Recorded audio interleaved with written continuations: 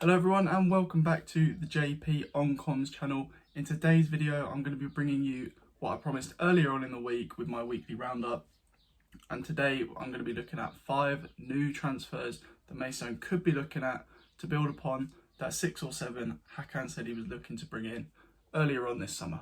So the first position we're going to be talking about is that recently vacated defensive midfield position, left empty by the recently departed Michael Phillips, who left for National League rivals Barnet last week. So to fill in that position, I have highlighted Northern Irishman Dale Gorman, who is 25 years old and has recently been released from Yeovil Town following 40 games for them last season. So as I previously mentioned, in the last campaign, Dale Gorman played for Yeovil Town in the National League. Yeovil didn't do as expected, I think. They finished mid-table, so I think they would have been aiming, of course, a little bit higher than that. But in all competitions last season, Dale Gorman did manage to get himself 5 goals. That was 4 in the league and 1 in the cup, with 6 assists by my account. So I've reviewed all of the Yeovil Town YouTube footage. Why not? Just to get a concept of what sort of players we could be looking at. And yeah, 6 assists is what I managed to tot up. It might be incorrect, but again, that's just all I could find. So what type of player is he? Well, he's about 5 foot 11 inches tall. So he's a little bit bigger than Michael Phillips. He's a little bit smaller in terms of his frame than Michael Phillips, but he can impose himself on the game. He's quite a physical player. He actually picked up 14 yellow cards, but no reds last season. So he is very tenacious. He can be quite aggressive in the tackle. But he's very good on set pieces. He scored a couple of free kicks last season. A couple of his assists came from set plays. And he also managed to get some pre-assists, which is passing it to the player who passed it to the goal scorer last season from set piece delivery. So he quite often from deep chuck a free kick in towards that back post, who would then be, or the ball would then be headed across the goal to someone who's finished it. So again, his delivery is pretty good. That is obviously going to be one of his main contributors. Another thing that I did pick up is that when it comes to the media side of things, Dale Gorman was involved in quite a lot of interviews for the YouTube channel post match, talking about his game, his performances. So he is quite a lively character. He can be someone who can get involved with the not just on the field things, but of course the off the field things as well. Dale Gorman also comes with a wealth of experience before his time at Yeovil Town, with a previous promotion from the National League with Leyton Orient. So you know, he's someone who's racked up quite a lot of games and could slot into that defensive midfield position for Maidstone if we were looking to get a more experienced player in replacement of the departed Michael Phillips. So the next position I'm going to be talking about in this video is, of course, that striker position. Now, I'm pretty sure everybody is aware of the current Jack Barham situation, but if you're not, I'll just quickly run you through it. So Jack Barham is agreed to stay with Maidstone for next season, but in the Kent Online article released yesterday on Thursday of this week, it was mentioned by Hakan that he's currently just re-talking and negotiating with Jack to try and get him a more desirable deal. So he is signed on with one deal already, but we're just trying to get him something slightly more favourable, which I'm sure will contribute to his desire to stay for the next season. So Jack Barham should be all wrapped up, although no official announcement from the club as of yet. But when it comes to that striking position, following the departure of the loanee Hadi Gandor from last season, the Charlton Athletic player, Maidstone are now lacking, of course, in that striker position. Christy Patterson did play there, of course, a little bit last season, earlier on in the year, and Perry Indolo, he's come back from Sutton Common Rovers after getting their player of the season, although he is also yet to be signed up. So there's a little bit of a question mark over that current situation. However, assuming things stay as they are, and Jack stays on and Perry doesn't, and Christie, of course, is going to be filling in on that right wing position, maybe that left wing position now Luke's not there. Let's look at a new striker. So the striking option that I have opted for is one with previous Stone experience and current Stone experience, playing for Folkestone Invicta, ex-Maidstone United Academy player David Smith. David Smith played 60 games last season, so many games. I think he got 58 starts out of those 60 games, so he's a very fit player. Definitely got the engine of a player that might fit into this Maidstone system, such as Jack Barham, Sam Corr and many others, of course. I'll spare you that rambling. But what is it about David Smith that makes me think he'd be an option for Maidstone? Well, obviously we do have Jack up front, so that's our starting striker position sorted. So we are going to need someone who can maybe rotate, come off the bench, who can also bag a goal. So what is it again about Smith that makes me want to sign him? Well, in those 60 games last season, he actually got 35 goals and 17 assists. So, he's a fantastic player, especially in the numbers. For Folkestone Invicta last season, he was their top scorer. I think he might have been their top assister as well. So, of course, that really bodes well for Maidstone. I've watched a few clips of his. He's got a fantastic finish. I do believe from the clips that he's left-footed, although it is somewhat hard to tell with some of the right-foot finishes that he was pulling off. He's a great link-up player. Despite the 35 goals, he's not necessarily selfish. He does keep his head up, often goes back to goal, looking to spin that defender or lay the ball off to someone coming alongside him. I believe that Folkestone have got another player up front called Yusuf, who also scored loads of goals last season, primarily assisted by David Smith. So I believe he is someone who could maybe, he is ready for that step up, I believe. National League might be a bit of a stretch, but coming in as that rotation player, it will just give him the opportunity to bed into this squad. I'm sure that at 23 years of age, he can learn a few things from the more experienced players in the team to help him bed into the National League. But I think as a rotation option, someone who can maybe play in the cup games and against the lower oppositions in the National League. Of course, we will be down there in terms of the on paper lower oppositions, but perhaps if there's a point in the season where we're doing okay and we are a bit comfortable and there is an opposition team coming up who's in some bad form, it might be an opportunity for Smith to get that opportunity in the starting squad. So again, he's someone I feel like we could look at. I don't think he'd be particularly expensive. I think he might actually be a free agent at the end of the season, although don't quote me on that. But yeah, David Smith, 23 years old, current Folkestone, ex-Stone. I think that would be a good option for us. If you're not particularly convinced on the ability of David Smith to step up, well, I've got a couple more little stats for you which may sway your opinion on that. In the Kent Senior Cup last season, he did end up playing against Ebbsfleet and Dartford, and he did score against both of them. I think they beat Ebbsfleet but lost to Dartford, but he did score in both games, so he is not too unfamiliar with playing against the better National League South opposition from last season. He is about 5'8.5", 5'9". Again, it's a little bit dubious with some of the information online about that. But he did also get that Kent Online Team of the Year striking position, and he was up front with Luque on the left. So, of course, he has been recognised by some of the more external media. And I think he is, again, as I said before, perhaps ready for that step up. I think with the nurturing nature, of course, and the development provided by Hakan and Terry, he could be someone that proves quite a pivotal player in that rotation spot for next season. Now, the next player suggestion I've got is someone to fill in for the recently departed Taylor Curran and recently departed George Elakobi. And, of course, recently departed Max Sutton, which I mentioned in the weekly news video earlier on this week. So if you did miss that, do be sure to go back and check it out. Just for all things Stones that happened in that last week. Of course, there's a few big announcements, a few announcements that might have gone under the radar. But if you do want to just keep up to date with all things Stones, every Monday I'm going to be posting a week in review, just talking about the past week, what you might have missed, that type of thing. So I'm going to just put it up there in that little I section in the top right corner. Just check that out after this video if you are interested. But yeah, as I was saying, someone who can fill in those three positions, or well, in place of those three players, at centre-back and at right-back is Corey Roberts. Corey Roberts is a 24-year-old centre-back / right-back who's recently been released from Bromley in the National League following a very good loan spell with Dartford in the National League South last season.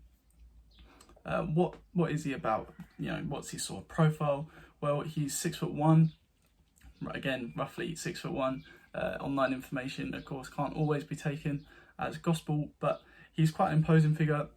He's quite a good centre-back, quite a good right-back. I see him in some of the clips I was watching getting up and down that line really well. He did get back-to-back matches for man of the matches for Dartford last season. He also got 2 goals, I do believe, for Dartford. I've been looking at some of the forums and some of the online Twitter comments. A lot of Dartford fans following his release from Bromley have been quite adamant that they would like him to come back to Dartford and be a main fixture in that team. So as a player who can perform quite consistently in one of the better teams, especially at home in the National League South last season, he could prove quite a good backup position as centre back and right back behind Joe Lowell and Gavin Hoyt. So following the departure of Michael Phillips in that defensive midfield position, we also lost in the midfield Joel Powell, the loanee from Charlton last season, the young player in that central midfield spot, and we also are lacking in that entire department, considering Dom Odesanya has not yet re-signed with the Stones. So again, going on the assumption that we have no Joel Powell and no Dom Odesanya for next season, we are going to need to bolster that midfield a little bit more, and I've opted with someone with a little bit more experience, a 29-year-old from Boreham Wood with 1 year left on his deal, who has also been transfer listed due to his inability for travel commitments and his feature in the squad next season, perhaps a little bit ushered out, is Frankie Raynor.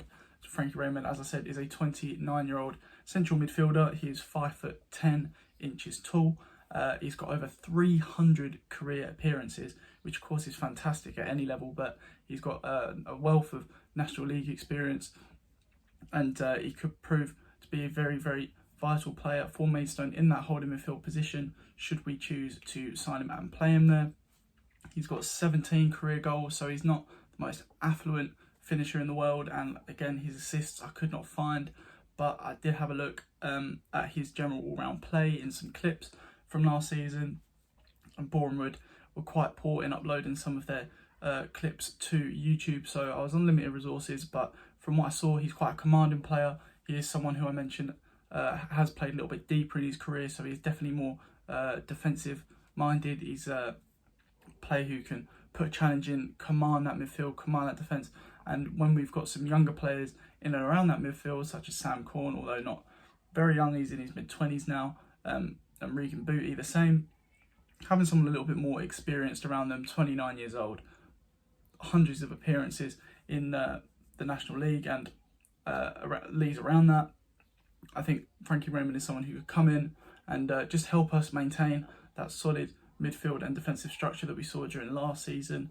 And following the departure of Phillips, of course, and a couple more of those midfield players not re-signed as of yet, of course, we are going to be needing someone to go in and bolster that option. So someone a little bit more experienced, a good couple of years left in the tank, I do believe.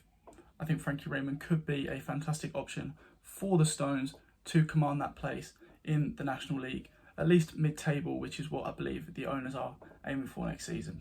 So if you couldn't tell already, throughout the course of this video, there's been a slight progression in the levels of unattainability of the players I have been naming. We started off with some release players and of course David Smith from Folkestone, so a smaller club than Maidstone, hopefully someone that would be a bit more attainable for us in the position we're in. So I'm going to go with one last player. Player number 5 is going to be someone who would be a bit of a marquee signing, someone who perhaps Maidstone would not be their first option, but it's just someone a little bit of a dreamer and would be a fantastic addition to the squad for next year. So the player that I am talking about is Bruno Andrade, recently released by Stevenage in League 2, following a bit part role during the previous season. Games in the late teens last season, few goal involvements, but that is not the reason that I'm looking for Maidstone to sign him. At 5'9" tall and 28 years old, Bruno Andrade, the Portuguese playmaker and creator from the wider positions, could come into this Maidstone squad and impose himself back in the National League following a fantastic stint in the past under Terry Harris, who was assistant manager at the time of Boreham Wood back in the 17-18 season. Bruno Andrade was fantastic in the National League back then. He managed to bag himself 22 goals in one season, so just like Luque from that wider position. But the step up to the League 2 hasn't quite been as impactful as I'm sure he would have been hoping for. He has not quite found a settled spot in those Football League clubs, and perhaps that drop down back to the National League, especially in a team like Maidstone, who've got very high aspirations but are looking for those big players to come in and just drag us up that National League. Bruno Andrade could come in and maybe re-find his fantastic form from these previous seasons in the National League. And of course, that link to Terry Harris is of course going to be very pivotal in maybe commanding a transfer such as that. As I mentioned, he is a free agent at the moment. He also managed to score 11 goals in 42 games in League One for Lincoln a couple of seasons ago. So he is someone who has definitely got that potential about him, that ability. And at 28 years old, he's perhaps starting to come towards that latter stage of his career. I think this last move at Stevenage hasn't quite worked out for him, obviously, so following his release. But I think if he come back into the National League, he could re-find his form. And the way that we play football, he's quite a small, direct player. He's very creative, and he's obviously a great finisher, at least one stage in his career. And I think he could re-find that form if he were to come back to Maidstone under the current regime.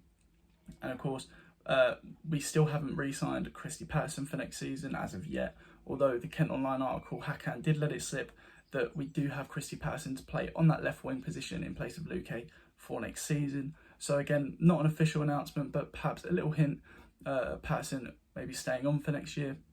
Rory Deacon has also not yet been signed on. Who knows what's going to happen with that one. Of course, someone else who is in the latter stages of their career, a great player for us, Rory Deacon, made it into a couple of my highlight clips from my commentary highlight video, my first video on this channel. I don't think he was as involved maybe in the statistics as he would have hoped. I think he would have maybe expected a few more goals from himself last season, but that's not to say he was not impactful. His link-up play is fantastic, but again, still not re-signed, and we're only a few weeks now away from that pre-season, so maybe looking at bolstering our wider options. Of course, Solwandjo Smith has come in, can play again on that left, right, up front. Jack Barham can even play on that left, right, up front, but of course we'd hope he stay down the middle. So we've also got Tushawn Walters, who's not been signed up yet. So again, many options, but as it stands, we are potentially looking to bolster those wider options. I think a marquee signing, as I said, just to kind of get the fans behind the team for next season in that National League, and maybe give the team that confidence that they have got those players in the squad who can perform at that National League level. Bruno Andrade would be a fantastic marquee addition for the Stones. So there it is, everyone, my 5 signings for Maidstone United to have a little look at going into the return to the National League season, that 2022-23 season. Of course, this is just trying to make up the same amount of numbers that Terry Harris and Hakan Hayretin both said they were looking to bring in. On top of that Solwandjo Smith deal, they did say at the supporters evening about a month ago now that 6 or 7 players coming in is the target throughout the squad, and I think we've addressed that in this video. We've looked at, of course, the big marquee signing of Bruno Andrade, the free agent from, who's just left Stevenage. We've looked at players who have got that National League experience and could maybe come in to that starting team. Dale Gorman, of course, Frankie Raynor coming maybe into that midfield position. And then we've looked at a few more covering players, such as David Smith from Folkestone and Corey Roberts from Bromley, and of course the Dartford loanee. So we've gone through a wide variety of options there, and hopefully I've covered all the bases in quite a wide variety of positions. But of course, as it stands, there's a lot of players still not retained by the club going into next season. So of course, everything in this video could completely change if we do manage to re-sign and stick with the players that we already had from last year. But if you did enjoy the video, then please do not be afraid to hit that like button, and of course give me a subscription if you really enjoyed it and would like to see some more future content about Maidstone. I'm not just planning to do Maidstone content. As the summer progresses, I will be looking at the Premier League a little bit more in depth, assessing some of the signings for some of the clubs there, perhaps give my predictions for the upcoming Premier League season. And of course, going into that winter period, we're going to have a little following of the England national team as well, of course, going into that World Cup, that first ever Winter World Cup. So do be sure to subscribe if you want to stay tuned for all that future stuff. But again, thank you very much for watching. I'll catch you all later.